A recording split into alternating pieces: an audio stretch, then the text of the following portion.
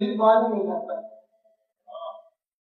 اس طرح یہ تو ایک طول علماء نے کردار ادا کیا. یہ یہاں پہ دیکھے گا مغربی پاکستان میں علامہ شبیر احمد عثمانی نے پرچم لہرایا. یہ کون تھے؟ مشرقی پاکستان میں ظفر احمد عثمانی نے پرچم لہرایا. یہ کون تھے؟ آج کی ینگ جنریشن کو نہیں پتا. آج اس ینگ جنریشن کو یہی پڑھایا گیا. ہم آج اسکول پڑھاتے ہیں، پڑھتے رہے. آپ خود دیکھیے جو مطالعہ ہمیں پڑھایا گیا، جو تاریخ ہمیں پڑھائی گئی، علماء کا کردار کہاں ہے؟ صرف اور صرف لبرلزم، یہ عیاش لوگ، ان لوگوں نے پاکستان بنایا تھا. اور آج ہم آزادی مناتے ہوئے باجا بجاتے ہیں، ناچ گانا کرتے ہیں. اس سے تو یہ معلوم ہوتا ہے کہ ہمیں یہ ملک اس لیے آزاد کروایا تھا کہ وہاں ہمیں ناچ گانے میں پابندی تھی. یہ آج ہم نے سوچنا ہے. میں یہاں ایک بات کرنا چاہتا ہوں جو بات میری سمجھ میں آئی. میں کوئی بہت بڑا حقیق یا بہت بڑی چیز نہیں ہوں، ایک ادنا سا طالب علم ہوں.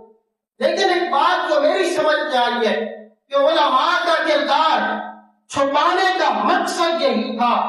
انگریز یہاں سے چلا تو گیا، لیکن وہ اپنی کوشش میں آج تک کامیاب ہے کہ آج کی نوجوان نسل کو علماء کا کردار معلوم نہ ہو، تاکہ ان لوگوں کو مقصد ہی نہ پتا چلے کہ یہ ملک کس لیے آزاد کروایا گیا تھا.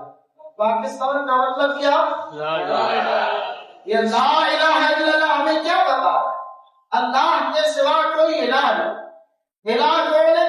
کوئی معبود نہیں. معبود کون ہے؟ جس کی عبادت کی جائے، اس کے سوا کسی کی عبادت نہ ہو. یہ اگر تفسیر میں جاؤ تو بڑے لمبی بات ہے، یہاں مفسرین بیٹھے ہیں، تفسیر میں نہیں جانا چاہتا. میں ایک اور بات کرنا ہے. معبود اگر رب کو مانا ہے تو اس کے سوا کسی کے سامنے جھکنا نہیں. لا الہ الا اللہ. اور پھر اللہ کو معبود ماننے کا ایک تقاضا یہ بھی ہے کہ انسان اپنی 24 گھنٹے کی زندگی اس کی مرضی کے مطابق گزارے. لا الہ الا اللہ. میرا اللہ کے سوا کوئی الہ نہیں، یعنی 24 گھنٹوں میں سے میرا کوئی بھی لمحہ اللہ کی مرضی سے بغیر نہ گزرے.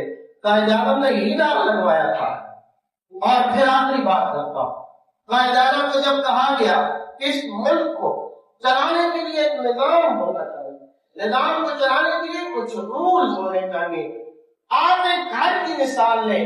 ایک چھوٹا سا گھر بھی بغیر اصولوں کے نہیں چل سکتا. کیا خیال ہے؟ علماء کرام بھی میری تعریف کریں گے انشاءاللہ. ایک چھوٹا سا گھر